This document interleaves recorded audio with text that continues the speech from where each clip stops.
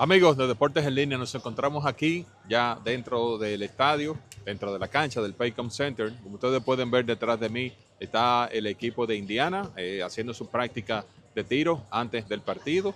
Buen ambiente dentro de la facilidad, buen ambiente también en las calles, como mencionábamos ahorita, donde ya se ve público, ofrece público entrando, tratando de entrar y para disfrutar de este primer partido de la serie final.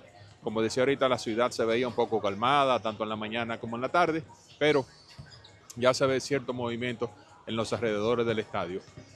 Un partido, como hemos dicho ya varias veces, de mucho interés. El primer partido siempre te da como una visión de lo que va a ser la serie. Y yo creo que este partido, Indiana debería, obviamente tú debes tratar de ganar todos los partidos, pero yo creo que si hay un partido que Indiana se puede robar en la cancha aquí en este Paycom Center, debe ser el partido 1 por las razones antes explicadas, de que el equipo de Oklahoma tiene más de una semana, alrededor de 10 días que no veía acción, y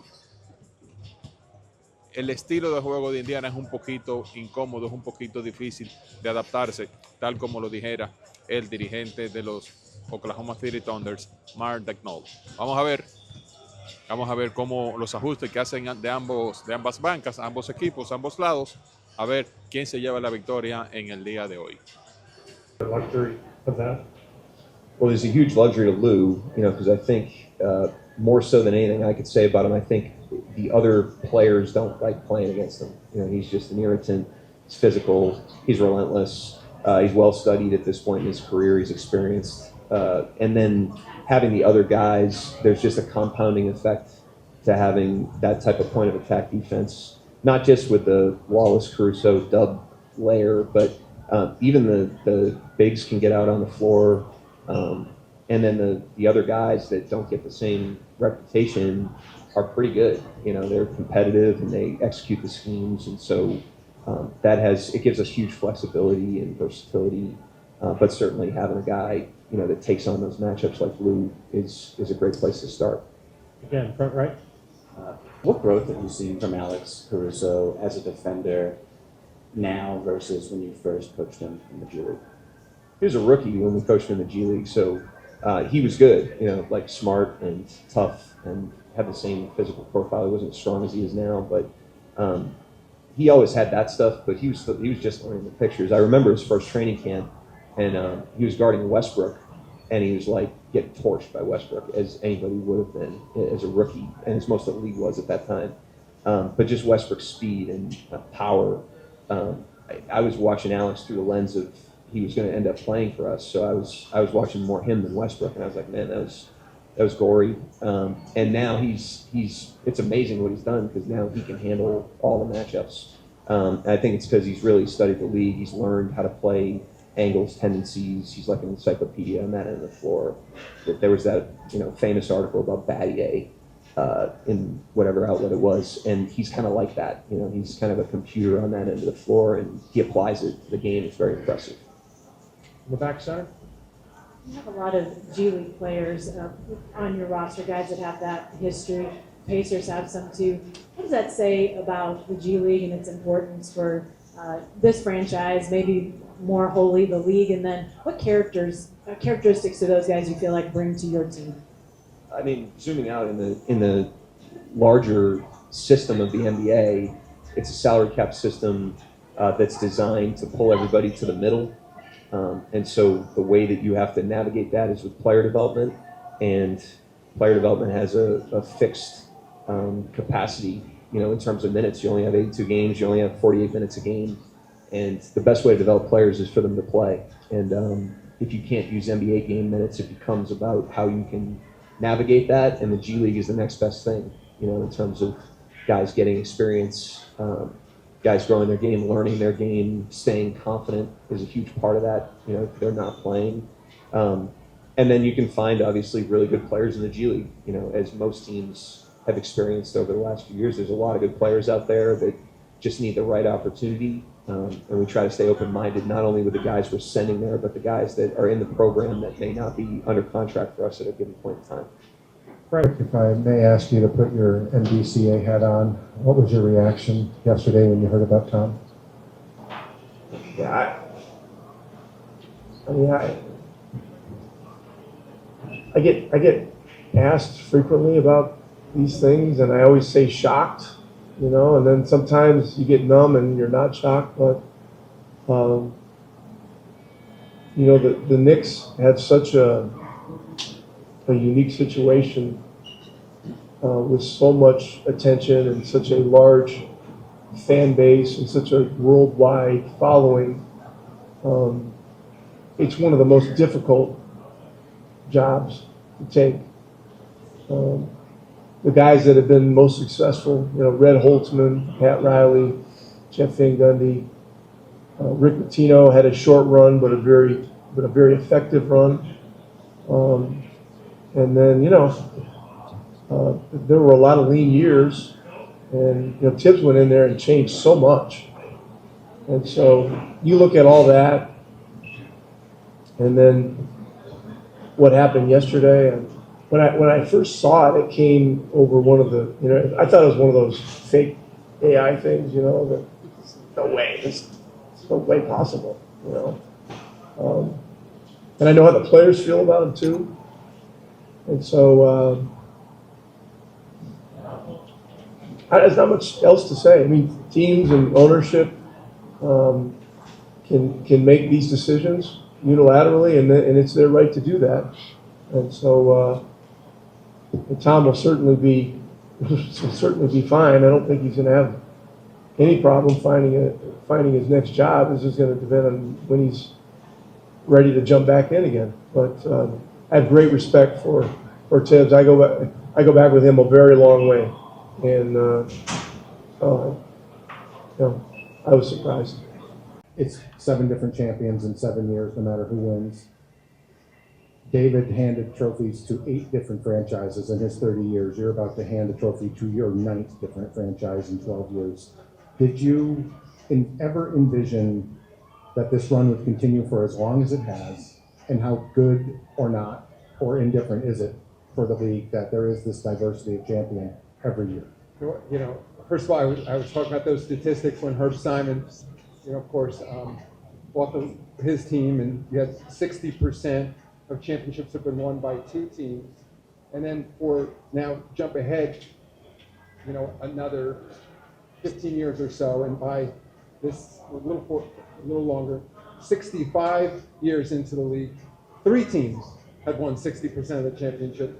And I remember when I first joined the league, David used to joke David Stern, early on in his tenure as commissioner, he said his job was to go back and forth between Boston and LA handing out championship trophies. So to your point, I think it was very intentional. It didn't begin with me. It began with David, of course, in successive collective bargaining agreements, where we set out to create a system that allowed for more competition around the league, with the goal being to have 30 teams all in a position, if well managed, to compete for championships. And that's what we're seeing here.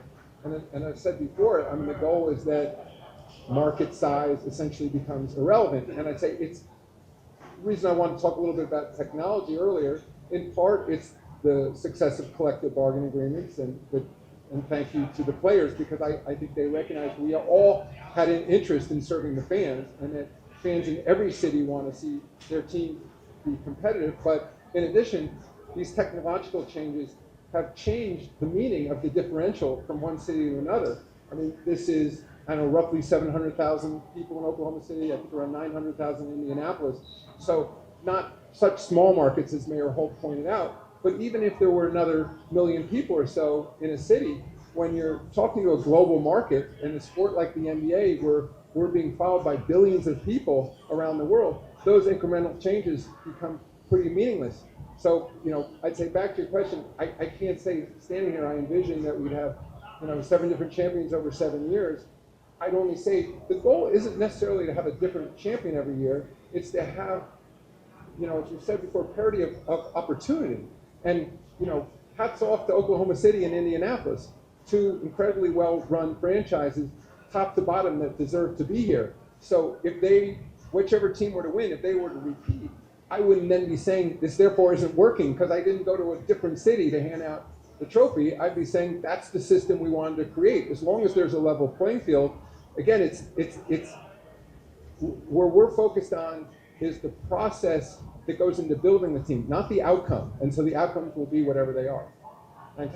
First half was rough.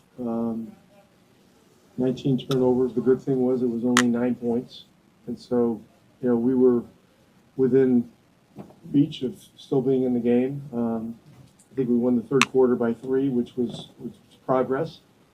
And then they went up 15, and we just said, hey, let's just keep chipping away at the rock, and keep pounding the rock, and just chip away and hang in. And we've had a lot of experience in these kinds of games, and our guys have a real good feel for what it's all about, giving ourselves a chance, and we got fortunate, but made plays. Got Agnes Fieldhouse Finals. Rick, take us through kind of the locker room after the game, the message, because you want to enjoy it, but you also quickly have to move on to the next one. Yeah, we haven't been celebrating a whole lot with anything, really, and that's some of that is our experience last year. Some of it is Pascal having been through this kind of a run and getting to the finals before. We know we have a lot of work to do, and we have to play a lot better. I mean, 19 turnovers and a half is, if it's not a record for the finals, it's got to be up there, close to it. And so, and they're a menace, defensively. And we too often took it into crowds, and then other times they just take the ball out of your hands. I mean, it's just the level of their defense is crazy good. So, but to answer your question, a real even temper after the game, and now there's two days between the first 2 games. Instead of a 13-day series, which we had with New York, this is day 1 of 17 days. So this is going to be a long journey and a lot going on, and so we're just going to have to keep our eye on the ball and keep focusing on one another.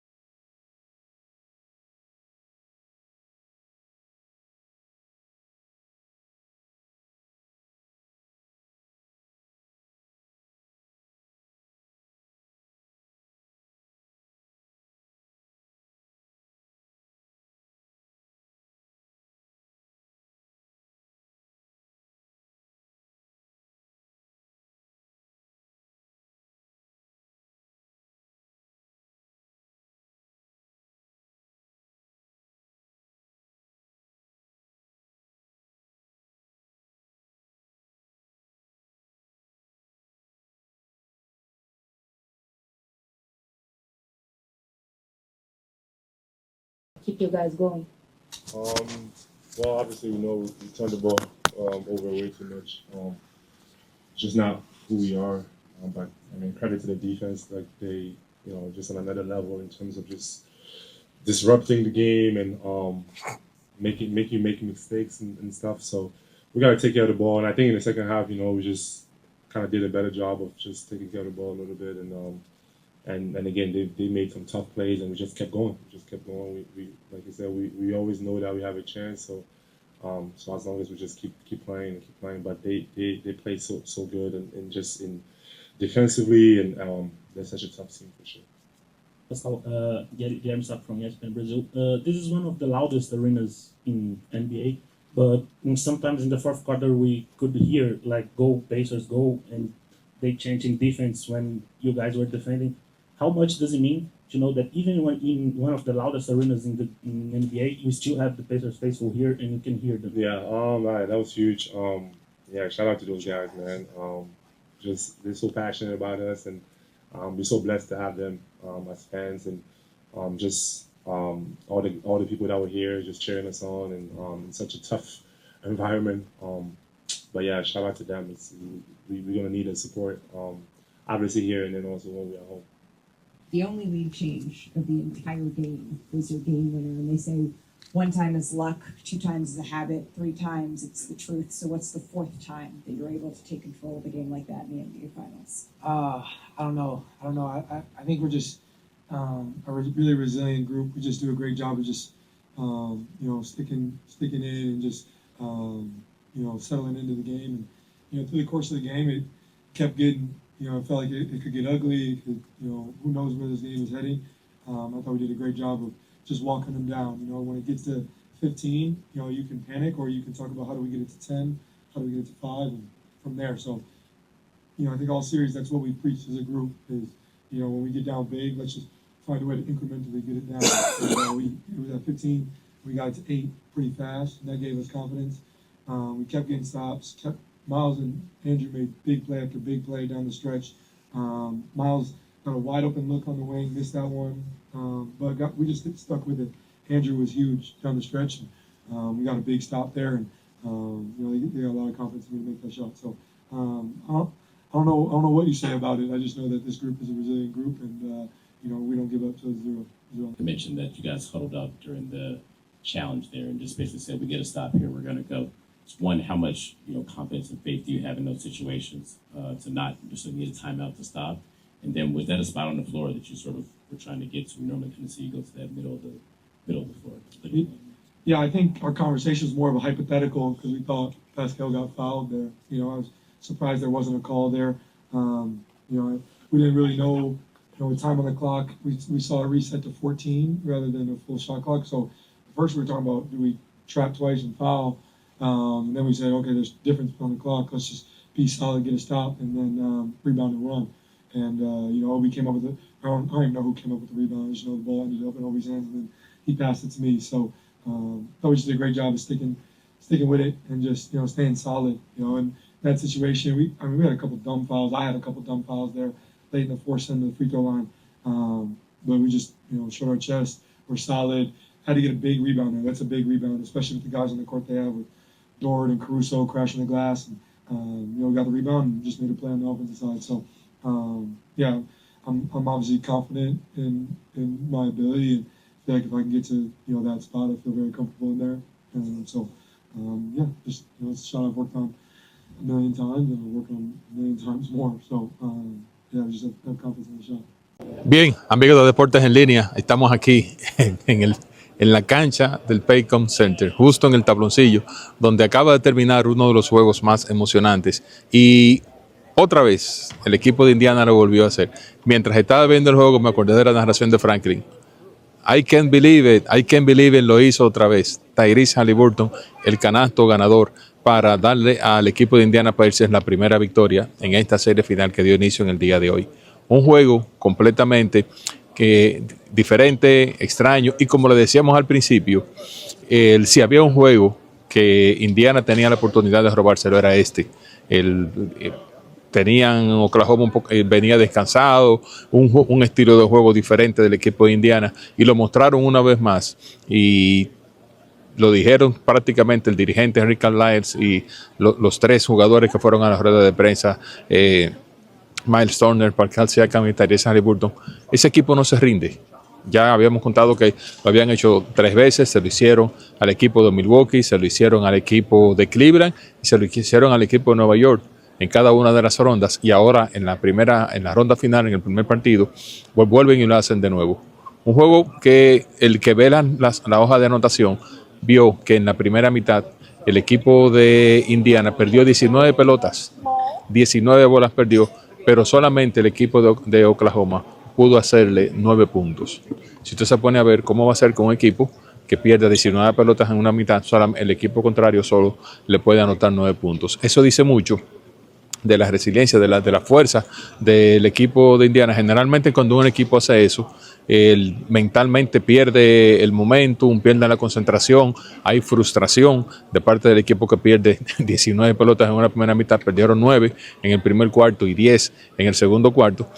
Y usted dirá, bueno, ya, el jugador, la mente le traiciona y dice, ya perdimos, este juego no es para nosotros, y se entrega. El caso de Indiana no es así. Indiana no juega así, eso es lo que nos han dicho todo con el cual hemos hablado.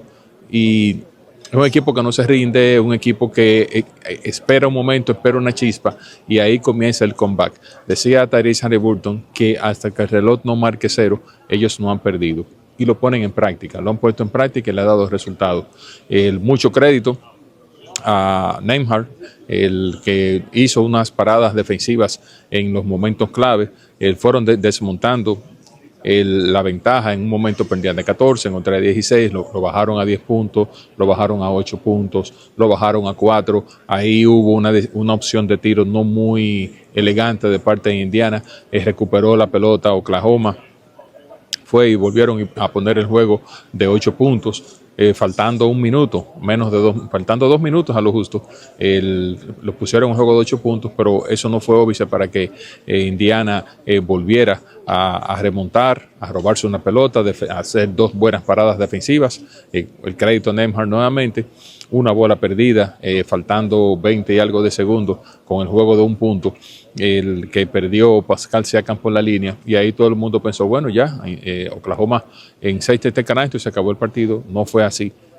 Cogieron el rebote defensivo, la bola a mitad de la cancha le llega a Tyrese Haliburton, faltando menos de 10 segundos, y el resto fue historia. Volvió a encestar el canasto otra vez, dejándole solamente a Oklahoma 0.3 segundos para hacer ofensiva. Muy poco tiempo, lograron hacer el tiro, pero no fue exitoso, y se roba entonces Indiana la ventaja de la casa, llevándose el primer partido, tal cual como habíamos dicho que era lo que tenía que tratar Indiana. Así que si había un juego que ellos podían ganar, pueden ganar otros, pero el juego de ellos, desde mi punto de vista, era para poder ganar uno aquí en la casa. La serie pausa hasta el domingo, que es el segundo juego. Ya luego de ahí entonces la serie se traslada a Indiana, donde se va a jugar el miércoles y se va a jugar el viernes.